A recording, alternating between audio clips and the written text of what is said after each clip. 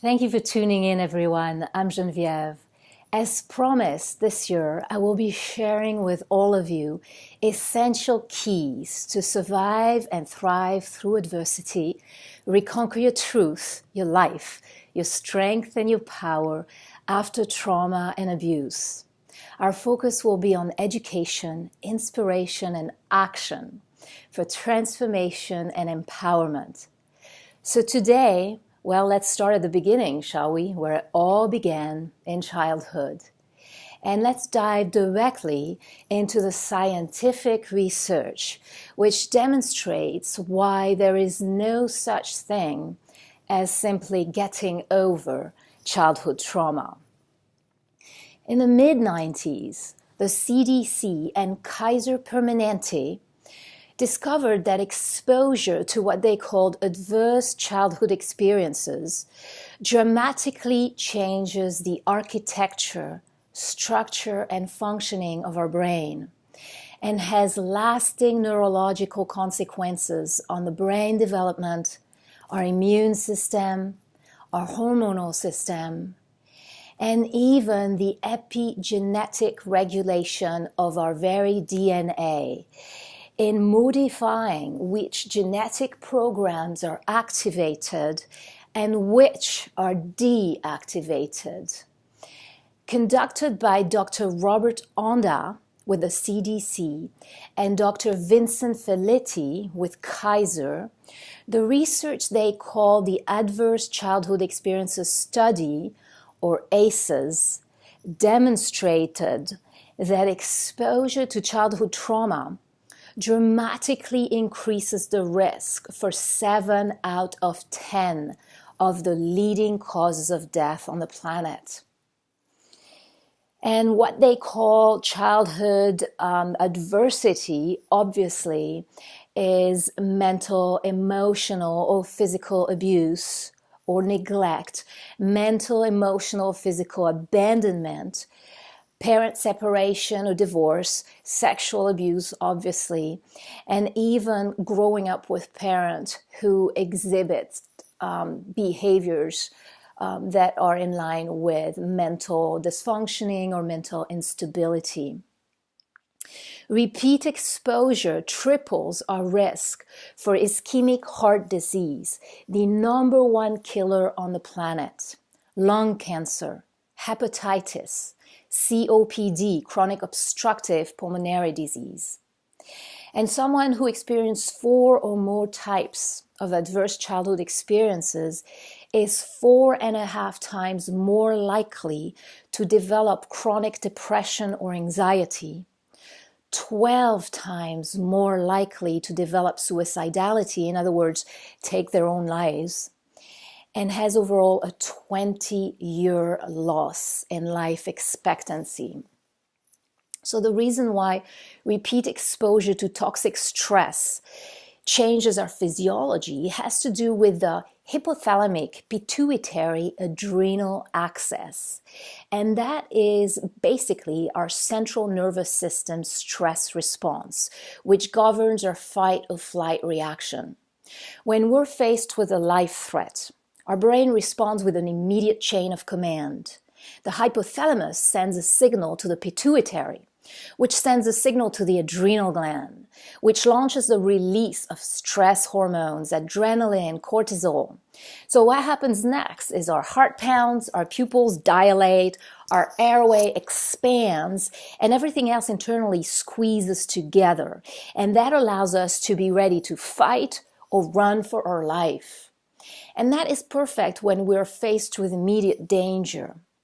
But it becomes problematic when the predator comes home or is home every single day, and the system is activated repeatedly. And it goes from being adaptive or life-saving to being maladaptive or health-damaging. And as children, we're especially sensitive to this repeated stress activation because our brain and bodies are basically just developing, in the process of growing and developing. The fight or flight response also creates inflammation in the body to respond and prepare for potential wounds. However, when the immune system is activated over and over and over again, this leads to chronic inflammation, which, as we know, is the leading cause for disease. In terms of brain architecture and brain functioning, in fight or flight mode, our prefrontal cortex, the thinking, planning, plotting part of the mind, is down-regulated. And the amygdala, which is this little almond-shaped emotional processing part of our brain that's responsible for the survival instinct, for fear response, and for all of our emotions, is upregulated. And this partially explains why when we're faced with intense stress, we're all noticing that our logical thinking, planning, plotting part of the mind tends to shut down. Now, coincidentally, on a hormonal level, the presence of a protective, loving, nurturing parent ignites the release of oxytocin. Oxytocin is a powerful hormone which acts as a neurotransmitter in the brain and biologically buffers toxic stress, blocking the release of stress hormones. Now, without the presence of a loving, nurturing parent, there is zero buffer, and for a child, no one to turn to. Sustained toxic stress experienced early in childhood also leads to a chemical and hormonal dependency to stress hormone that is known as addiction to trauma. We see that in war, soldiers returning from war survivors. Repetitive exposure to trauma increases both the probability of both residual effect and addiction to trauma. Trauma addiction is the result of a physiological and psychological conditioning that has accustomed the brain to function within a pattern of hormonal levels produced under high stress. So when exposure to the initial trauma stops, the hormonal level changes in the brain, and that's when we find people who have been under high stress compulsively drawn towards repeated high stress endeavors. For instance, extreme sports or dangerous behaviors. And that is actually a physical withdrawal symptom. So it goes to saying that early trauma experienced in life leads to repeat trauma in adult life, which leads to complex post-traumatic stress disorder, also known as C-PTSD. Now, another problem on an emotional level that takes place when we are growing up within an abusive childhood is the altered perception of reality. There is a distortion of truth and the embedding of false beliefs that take place when a parent, a caretaker, an authority figure in childhood keeps repeating to us that we're faulty, that we're not good enough, that we're not how we should have been, that our sibling is so much better than us. The concept of the golden child versus the scapegoat. And that leads to a complete fracture of our self-awareness and a total absence of self-worth. The total absence of nurturing, in addition, with zero experience of safety, of love, care, and protection as we grow up, leads to a reality shift. Instead of knowing the world as a safe place and of knowing ourselves as worthy, we grow up knowing the world as a dangerous place and feeling lack of qualities, feeling lack of potential, which is a complete misperception. These are false beliefs embedded by the abusers. However, sadly, this sends us on a path of self-sabotage and self-destruction. Repeat abuse leads to repeat abuse in adult life. There is no learned sense of proper boundaries, no learned sense of self-worth. So we embark in adult life feeling faulty and not knowing that abuse is not okay. Without any experience and comprehension of love without harm, we basically assume that if you love me, you will harm me. If you love me, you will abuse me. And lastly, there is another problem that we experience after growing up within an abusive childhood, is that of what I call deadly attraction, which is the familiarity to abusive individuals. We embark in adult life and we find ourselves interacting with very many people, obviously, and suddenly we'll find that sense of familiarity with some individuals, some people. That sense of, wow, I feel like I know them already. They feel familiar. So here is the problem with that. If we grow up in a loving, supportive, protective, healthy childhood, that familiarity will take place with individuals who replicate that loving, protective childhood. If we grow up being beaten and abused and fractured and threatened, we will feel that familiarity with individuals who replicate that psychological pattern of abuse. And therefore, we may feel as instant attraction, or that romantic concept of love at first sight, that ideation of romance, is very simply a recognition on a very deep subconscious level that these individuals are familiar because they replicate the same psychological makeup that we have known growing up. And therefore, if we're growing up in abusive childhoods, an abusive environment, very often that familiarity will take place with abusers who obviously will not reveal their true self for quite some time. So the vast reaction of all of us when we come upon the ACEs study and the lasting, lifelong effects of childhood adversity is to stay stunned and conclude, oh, groovy. In other words, I'm SOL. But it doesn't have to be so. I've spent my life researching brain plasticity and brain rewiring for the sole and main focus to develop strategies to survive and thrive through extreme adversity. And my focus on this channel will be to teach you these strategies that we have developed that work. So what is important in this research is education, because knowledge is power. And understanding our symptoms is the first step towards conquering them. The most important thing to understand here is that you are not at fault, that what you are experiencing is a normal response to abnormal situations or events. So research done with war survivors after World War II, Holocaust survivors, Vietnam War prisoners who survived horrendous torture, were captured and survived circumstances that they shouldn't have survived. The topic of that research was to find out why certain people will collapse under these horrendous situations, yet others will survive and thrive and end up leading extraordinary lives. There's been a lot of research done on that. And what we find is that the difference between collapsing and surviving actually depends upon how we use our mind and our focus, our mental focus, during the adversity, during the abuse. And this leads us to being able to develop strategies of resiliencies. There is a well-known concept known as the adversity advantage. Adversity creates warriors. We all know the idea or the sentence or the phrase that the strongest steel is forged in the hottest fire. In fact, those individuals who left their names never to be forgotten in the history of humanity are those very individuals who survived the worst adversity.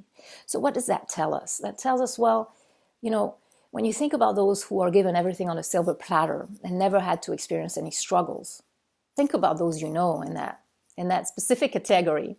Well, they don't turn out to be so interesting, do they?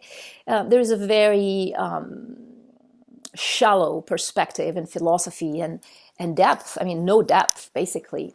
Whereas when you encounter trauma survivors, adversity thrivers, you will find a depth of resourcefulness, of strength, of understanding, compassion, ability to relate to others, empathy that is clearly incomparable to those who never suffered. So it doesn't make adversity worth going through it, but it does make us deeper, richer in our understanding, comprehension, and awareness. So you can and you will survive after adversity when you make the commitment to do so and follow very simple yet powerful steps. One of them is called the DOT principle. Some of you might have heard about it. It's pretty ancient these days. It stands for determination, optimism, and toughness. And that's one of the key requirements. Resiliency is learned, and you can and will thrive after trauma and abuse and adversity, not simply in spite of, but precisely because of it. Another concept is breaking the curse of secrecy. The guilt, shame, and blame principle that are so very toxic. Unsubscribe to false beliefs and the false reality. So the curse of secrecy, there were in the very early HIV epidemics, there were studies that were done on gay men. And what was found is the survival rate of gay men diagnosed with HIV was significantly higher in those that were open about their sexual tendencies and significantly lower for those who were closeted. So that shows the impact of guilt, shame, and blame and secrecy. So the step here is to come out of secrecy and stop carrying that guilt, shame, and blame, and join a community of thrivers and survivors where you will see that you are not the only one, that a lot of people have gone through what you have gone through, and a lot of us are surviving and thriving, and that together we can stop being a statistic and become an example of resiliency and an example of success. Unsubscribing to false beliefs and false reality is very important because a belief remains in place and remains active as long as either one of two things happen. The person dies is number one, or that belief is replaced by a new belief. And so it is important to unsubscribe from the prophecies of hatred, from the words of abuse and the false realities that were embedded and engraved onto our mind as children. And that goes to what my research has been. In the last 10 years, I teamed up with a small group of colleagues, one of them a professor in my field, and another one a mental health provider, a social worker, psychotherapist. We began researching the effect of regressing the current issue, the current emotional wounds, the current lack of self-worth, back to their initial, what we call the initial sensitizing event or the root cause. Today, that approach is called reparenting the inner child. And what it basically requires is going back in time forensically to the cause of our current issues and rescuing that child when that belief was implanted, embedded. And it is your adult self, by the way, who is rescuing that child. Us as hypnotherapists, brain plasticity, brain rewiring experts, we are basically simply your guide. And by the way, anything that is diagnosable, I always work in collaboration with the medical field. We are not licensed medical providers. We are simply educators. So I want to make that clear. Bringing the adult back in time to the inner child allows you as an adult to rescue that child and finally help that younger one understand that who they are is beautiful, unique, and irreplaceable exactly as they are. And bring that young one back with you into your present life of today so they can finally be loved for who they are. We will also explore in the next episodes of the series Key to Recovery anthropologically, studying ancient civilizations' medicinal practices. In other words, Chinese medicine approaches, Ayurvedic medicine approaches that have keys to recovery. So simple steps that we will cover in the next episodes are education. Understanding your symptoms is key. Understanding their cause, their modus operandi or method of operation. Understanding their implications as well. And truly, what's important to understand is that you are not at fault, and also you are not alone. Joining a community of survivors of the exact same experiences that you have experienced is extraordinarily powerful. Breaking the curse of secrecy that goes with inspiration, joining the movement for empowerment. We stand stronger. I've always said that we stand stronger when we stand together. And lastly, action. We will go step by step because research has shown that taking action is by far the most efficient path to recovery. There are powerful recognized steps for rapid and lasting improvement and empowerment, and they're all based on self-care. Very simple steps like move your body, exercise, mens sana in corpore sano. Nutrition, we are what we eat. Eating life force and not poison, chemicals. Somatics, calming the body, calming the nervous system with centering, grounding, mindful approaches. Sleep, very essential as well for wellness. And lastly, relationships, community, belonging to a healthy support system, and developing a purpose, a mission, inspiring and educating others. So persist, my friend. Refuse to be a statistic. Choose instead to become an example of resiliency. I hope you've enjoyed this video. I certainly loved making it for you. If there are any topics you'd like me to cover, any questions, please comment below the video right there. I look forward to seeing you in the next video. And until then, go forth and conquer.